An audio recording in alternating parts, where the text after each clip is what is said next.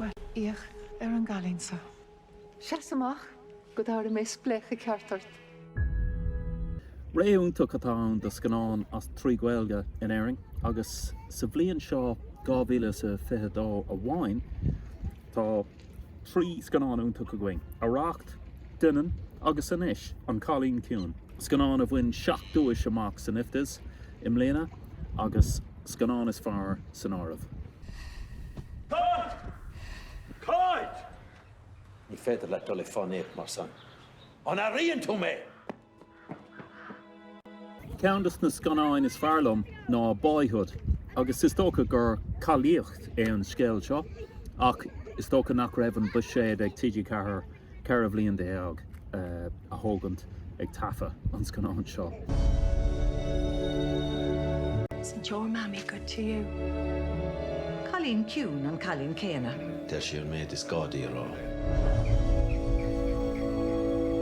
Feic méid dacród tríhearca an Cailin óg neamhthiontaach seo, an saoil casta atá timpeall orthu, agus an dúthleán mór atá roimh an Cailin bocht seo. How long should they keep her? Till after the baby? Sure, can't they keep her as long as they like? Tarlín an scéal seo sna hochtadaí, ré ina bhfuil wanderí wagan, banger gluaisteáin, agus gach aine ag freagart fón seasta lena éiver féin. Díagwet, a dó a cahar a sé a dó a cahar.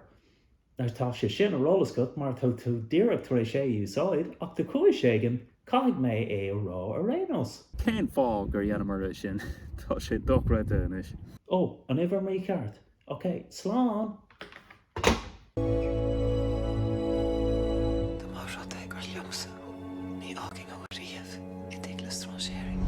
Is eastóir úntaach é an Cailin óg sa scannán seo, agus tá na rudaí ganráite níos táchtaí ná na rudaí atáráite, so tá an cuma atá orthu rítháchtach agus is eastóir úntachaí. Agus déanann Carrie Crowley job úntaach sa scannán seo go maith, agus bíonn siad chuna is tusa marún árán atá anna háchtach sa scannán, mar is téma mór é an rún, agus rudaí rúnda sa scannán seo. Dearann an máthair nua mar a d'fá don Cailin óg níl éon rún sa teach seo, mar buineann rún le náire. Ach tá sé iarrónta mar tá rún sa teach tuig cinsle.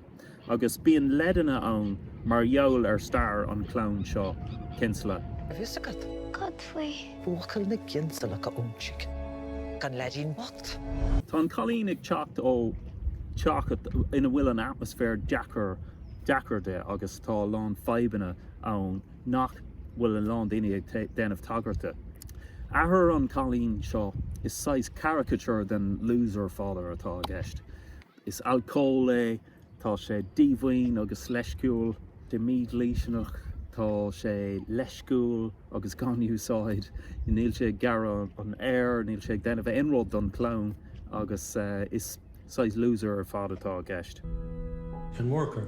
She'll head you out of house and home. Oh, don't we all eat in spurts, same as we grow? We'll keep the child gladly.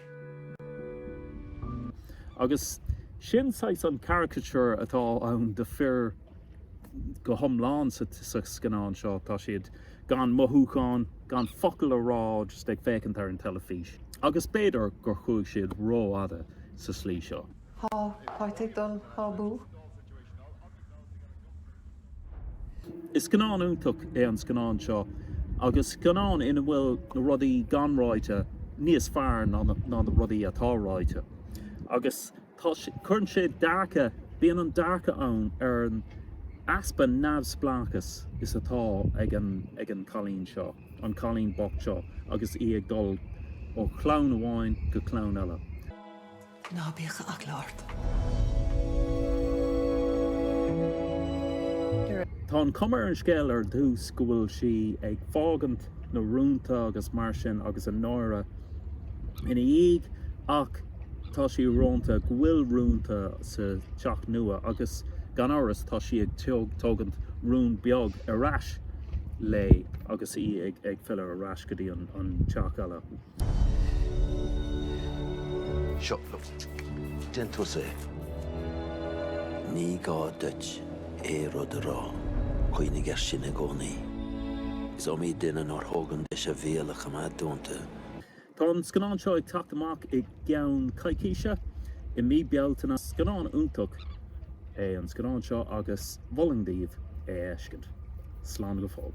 Is a chail mór an dá bhar.